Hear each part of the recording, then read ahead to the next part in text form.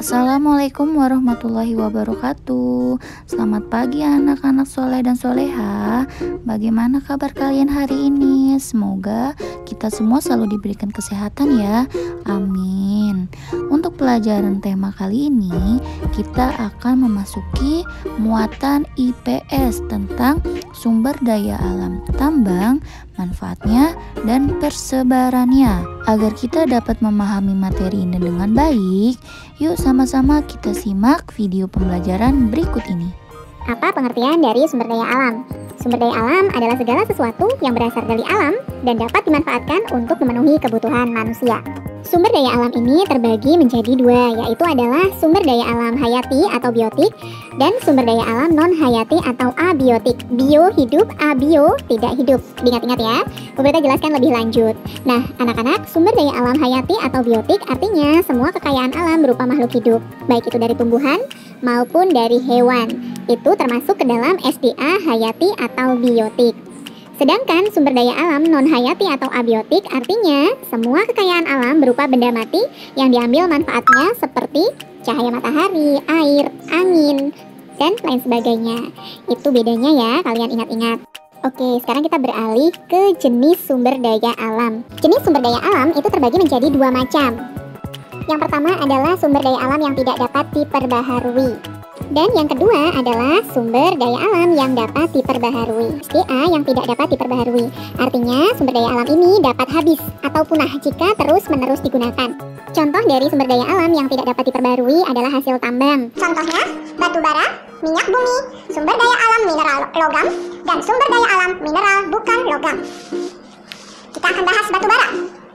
Batu bara terbentuk akibat pembusukan dan penimbunan sisa tumbuhan selama ribuan bahkan jutaan tahun. Batu bara digunakan untuk bahan bakar lokomotif kuno, pabrik-pabrik, dan rumah-rumah penduduk. Namun demikian, penggunaan batu bara semakin dikurangi karena menimbulkan pencemaran udara, misalnya asap dan jelaga. Minyak bumi. Minyak bumi berasal dari jasad renik dan hewan yang tertimbun oleh lumpur selama jutaan tahun. Dari penyulingan minyak bumi akan dihasilkan bahan-bahan berikut ini: bensin, kerosin, vaselin, parafin, solar, oli, aspal, aftur. Bensin untuk bahan bakar kendaraan bermotor. Kerosin atau minyak tanah untuk bahan bakar kompor dan lampu minyak. Vaselin untuk kosmetik, campuran salep, dan obat-obatan. Sedangkan parafin untuk bahan pembuatan lilin. Solar digunakan untuk bahan bakar kendaraan mesin diesel atau mesin-mesin berat.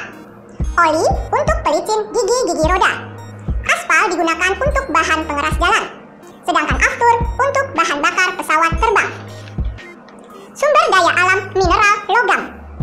Bauksit, aluminium, biji besi, besi dan baja, tembaga, emas, perak dan platina, nikel, timah, dan timah hitam.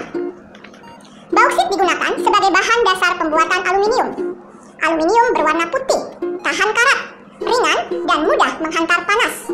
Aluminium digunakan untuk membuat peralatan dapur, bahan bangunan, dan badan pesawat terbang. Biji besi, bahan untuk membuat besi dan baja. Besi dan baja digunakan untuk tiang bangunan, mesin, perkakas pertukangan, dan lain-lain. Tembaga merupakan logam yang dapat menghantarkan panas dan listrik yang sangat baik. Oleh karena itu, tembaga digunakan sebagai bahan pembuat kabel listrik. Emas, perak, dan platina adalah logam yang mahal harganya karena digunakan sebagai perhiasan seperti cincin, gelang, dan kalung. Nikel juga sering digunakan sebagai bahan pencampur. Nikel dipakai untuk melapisi besi agar tidak berkarat. Besi yang dilapisi nikel menjadi mengkilap dan biasa disebut pernikel. Timah adalah bahan baku pelapis kaleng agar tahan karat. Solder, pembungkus makanan dan rokok, serta bahan campuran logam lainnya. Timah hitam digunakan dalam industri baterai, bungkus kabel, amunisi, campuran logam, industri, cat, keramik, industri kimia, dan industri nuklir. Sumber daya alam mineral bukan logam. Asbes, aspal, batu granit, batu kapur, belerang, dolomit, fosfat, intan, dan marmer. Asbes digunakan untuk pembuatan kopling, tirai, dan layar, sarung tangan, pelapis ketel uap, pakaian pemadam kebakaran, dan atap rumah. Aspal digunakan untuk bahan pembuat jalan. Batu granit digunakan sebagai bahan baku pembuatan tegel dan batu hias. Batu kapur digunakan sebagai bahan pembuat soda api, semen, cat, keramik, dempul, lem, kardus, kaca kristal, penyamak kulit, dan obat-obatan.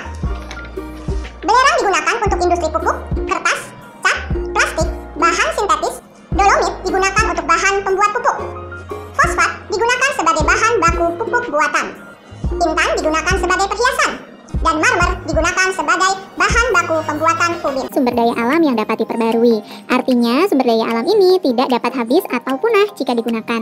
Contohnya, semua jenis tumbuhan, hewan, sinar matahari, angin, tanah, dan juga air.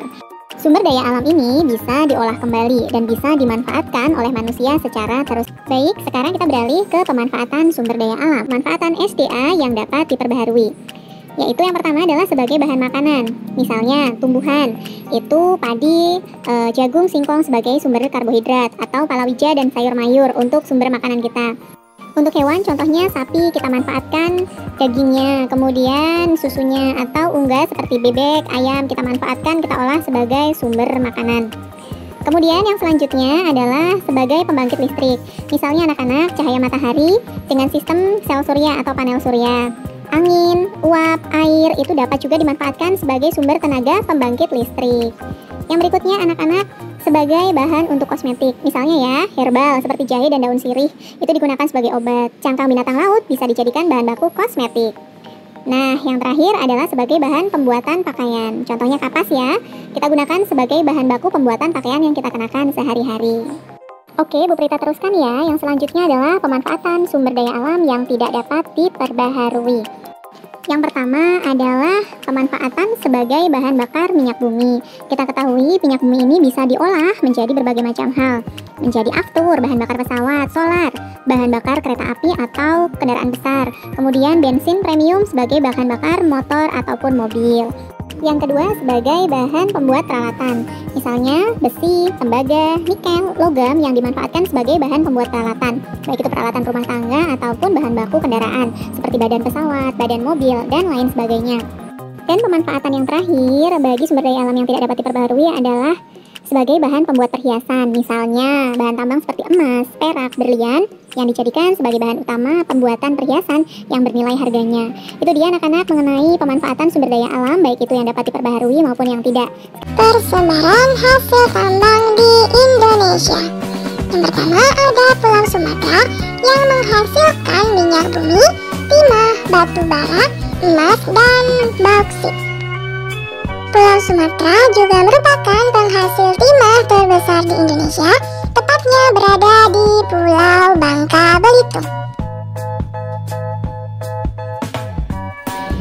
Lanjut kita terbang ke Pulau Jawa. Pulau Jawa adalah penghasil minyak bumi, mangan, emas, batu kapur, dan nikel. Jawa juga merupakan penghasil minyak bumi terbesar di Indonesia loh. Tepatnya ada di Blok Cepu, Bojonegoro, Jawa Timur. Sekarang kita terbang ke Pulau Kalimantan. Pulau Kalimantan menghasilkan hasil tambang berupa intan, batu bara, minyak bumi, dan emas. Pulau Kalimantan merupakan penghasil batu bara terbesar di Indonesia. Lanjut kita terbang ke Pulau Sulawesi. Pulau Sulawesi adalah penghasil batu bara, nikel, minyak bumi, tembaga, aspal, dan batu kapur. Pulau Sulawesi merupakan penghasil nikel terbesar di Indonesia. Terakhir ada Pulau Papua. Pulau Papua adalah penghasil minyak bumi, tembaga, dan emas. Pulau Papua adalah pulau penghasil emas terbesar di Indonesia. Di Pulau Papua terdapat tambang raksasa bernama Freeport. Tetapi sayang sekali, tambang ini dikelola oleh asing. Bagaimana anak-anak, kalian sudah memahamikan apa yang sudah dijelaskan dalam video pembelajaran tadi? Untuk tugas hari ini, silakan kerjakan latihan soal halaman 90 muatan IPS bagian PG ya. Dan untuk pertemuan hari ini Ibu cukupkan ya. Semoga apa yang sudah disampaikan dalam video tadi dapat kalian pahami dengan baik. Kurang lebihnya mohon maaf. Wassalamualaikum warahmatullahi wabarakatuh.